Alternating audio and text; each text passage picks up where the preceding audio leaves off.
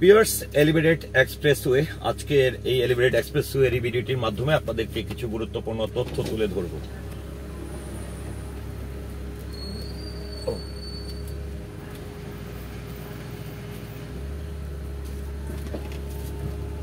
তো ভিউয়ার্স, আমি এই মুহূর্তে এলিভেটেড এক্সপ্রেসওয়ে এটি সম্পর্কে আপনাদেরকে কিছু ধারণা দিব।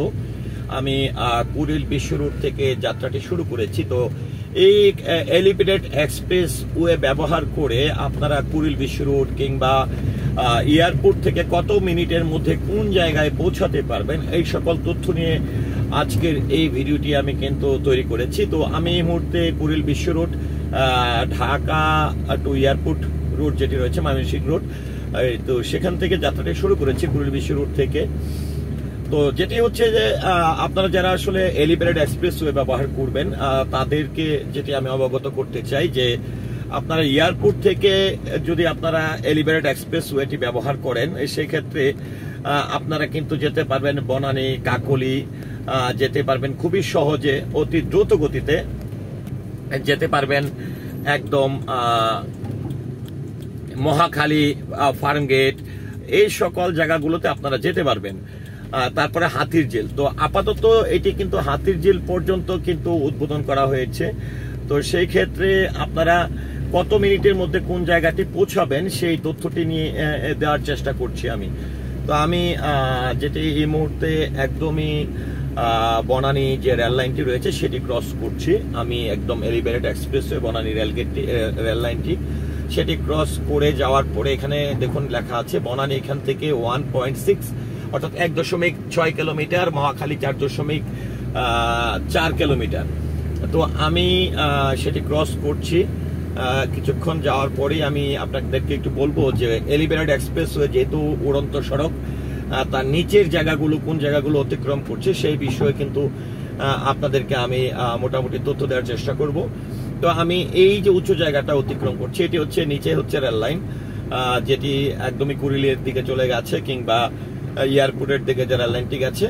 তো এখান থেকে আমার ঠিক বাম পাশে কিন্তু বড় বিল্ডিং এর নিচে যদি আপনারা তাকান তাহলে হচ্ছে army stadium, Banani army stadium. তো বনানীতে নামার জায়গাটি এখান থেকে 800 মিটার দূরে যাওয়ার পরেই বনানী আপনারা নামার সেই রাস্তাটি পেয়ে যাবেন। অর্থাৎ এলিভেটেড এক্সপ্রেসওয়েটি ব্যবহার করে এয়ারপোর্ট থেকে এসে, কাওলা থেকে এসে বা কুড়িল বিশ্ব রোড থেকে এসে আপনারা নেমে যেতে পারবেন। তো ভিউয়ার্স, এখান থেকে নিশ্চয়ই আপনারা একটু লক্ষ্য করছেন বড় লাইট ল্যাম্পপোস্ট, যেটি হচ্ছে যে আর্মি স্টেডিয়াম, সেটি ক্রস করছি। তারপরে শান্তি সংগ্রামের সমুদ্রের দুর্জয়, এটি হচ্ছে বাংলাদেশ নৌবাহিনী হেডকোয়ার্টার, সেটি আমি ক্রস করছি। আমার গাড়ির গতিবেগ 60, যেটি আসলে এলিভেটেড এক্সপ্রেসওয়েতে কিন্তু প্রত্যেকটি জায়গায় লেখা রয়েছে গাড়ির গতিবেগ 60 কিলোমিটার।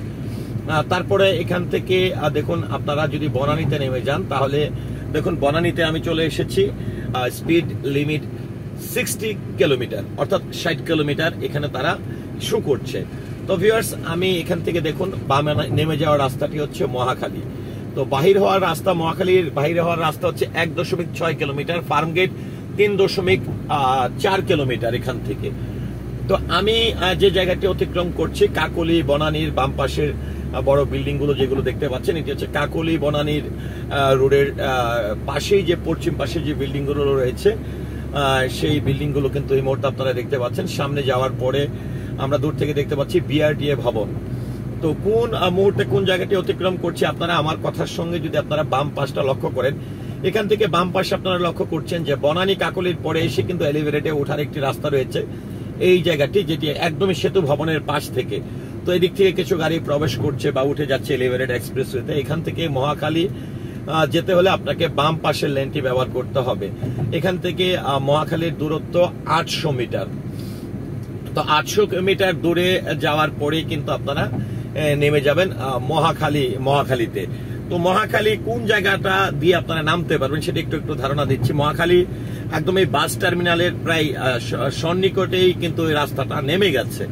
তো সেদিক দিয়ে আপনারা নেমে যেতে পারবেন। আবার যদি আপনারা কুড়িল বিশ্ব রোডের পরে এসে উঠতে চান তাহলে কিন্তু আপনাকে একদমই বসুন্ধরার গেট থেকে এসে বা পূর্বাচল থেকে এসে ওঠার রাস্তাও রয়েছে। আবার বনানী কাকলি থেকে এসে যেটি বলবো যে আপনারা যেটি গলফ ক্লাবের পাশ থেকে কিন্তু উঠে যেতে পারবেন। এটা হচ্ছে এয়ারপোর্ট রোড থেকে। তো দেখুন এখান থেকে বাম পাশে একটি রাস্তা নেমে গেছে, যে রাস্তাটি একদম চলে গেছে মহাখালীতে। আর হাতিরঝিল হচ্ছে সর্বশেষ এলিভেটেড এক্সপ্রেসওয়ে, যেটি এখন রান করছে। 2.8 কিলোমিটার যাওয়ার পরে কিন্তু আমি পৌঁছে যাব একদমই হাতিরঝিলের মাথা, অর্থাৎ কারওয়ান বাজার সংযুক্ত হাতিরঝিল কিংবা মগবাজারের রাস্তায়। এখান থেকে ফার্মগেট যদি যেতে চান তাহলে এখান থেকে 1.4 কিলোমিটার পরেই হচ্ছে ফার্মগেট।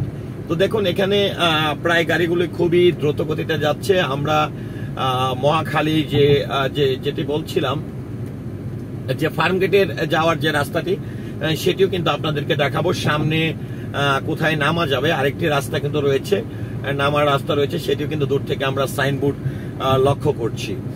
তো ভিউয়ার্স, যেটি হচ্ছে যে এই ভিডিওটি ধরে ধরে যদি আপনারা লক্ষ্য করেন তাহলে কোন জায়গা থেকে উঠবেন, কোন জায়গা থেকে নামবেন, এই সকল ধারণা কিন্তু আপনার হয়ে যাবে। এখান থেকে দেখুন যে ফার্মগেট সাইনবোর্ডে আমরা যেটা লক্ষ্য করছি, এখান থেকে ফার্মগেটের রাস্তায় যদি আপনি বের হতে চান 500 মিটার দূরে কিন্তু ফার্মগেটে নেমে যাওয়ার রাস্তা। আর এখান থেকে হাতিরঝিলের দূরত্ব হচ্ছে 1.6 কিলোমিটার, অর্থাৎ 1.6 কিলোমিটার যাওয়ার পরে আমরা আমাদের শেষ সীমানা, যেটি হাতিরঝিলের বিএফডিসি বাংলাদেশ চলচ্চিত্র উন্নয়ন কর্পোরেশনের শেষ মাথা, কিংবা হাতিরঝিল 7 রাস্তা মগবাজার যে রুটটি রয়েছে সেই সংযুক্ত সড়ক, যেখান থেকে ইউটার্ন করে আপনারা কারওয়ান বাজারেও যেতে পারবেন।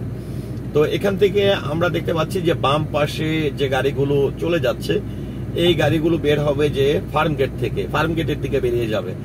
আর যদি আপনারা ফার্মগেটে যেতে চান সেক্ষেত্রে আপনাকে বামে এই পাশটি থেকে নেমে যেতে হবে। যেহেতু আমরা হাতিরঝিলে যাব, আমরা সোজা যাওয়ার চেষ্টা করছি। তো এখান থেকে হাতিরঝিলের যে দূরত্বটি, সেটি সাইনবোর্ডে যেটি আমি লক্ষ্য করছি, 800 মিটার দূরে যাওয়ার পরেই কিন্তু আপনি পৌঁছে যাবেন হাতিরঝিলের মাথায়। অর্থাৎ আপাতত কাওলা থেকে, এয়ারপোর্ট থেকে শেষ যতটুকু আসলে এলিভেটেড এক্সপ্রেসওয়েটি চালু হয়েছে সেই সীমানা পর্যন্ত আপনারা কিন্তু পৌঁছে যাবেন।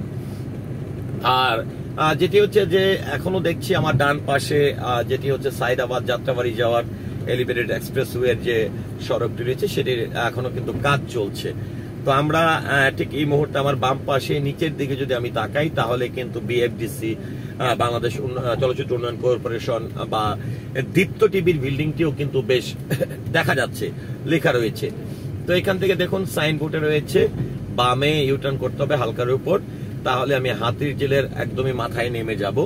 তো নেমে যাওয়ার পরে আপনারা কারওয়ান বাজারে কিভাবে যাবেন এই মাথায় এসে, কিংবা আপনারা মগবাজার কিভাবে যাবেন, আবার মহাখালীর দিকে কিংবা 7 রাস্তা তিব্বত নাভিস্কুর দিকে, বিজয় সরণির দিকে কিভাবে যাবেন, সেটিও কিন্তু আপনাদেরকে আমি ভিডিওটির মাধ্যমে ধারণা দিব। তো আমরা একদমই বিএফডিসির যে মূল ফাটকটি রয়েছে, গেটটি রয়েছে, যেটি কমলাপুর থেকে এসে যে রেল লাইনটি রয়েছে তার উপর থেকে এসে নেমে যাচ্ছি। নেমে এখান থেকে আপনারা দেখতে পাচ্ছেন উপরে আবার যে ফ্লাইওভার গুলো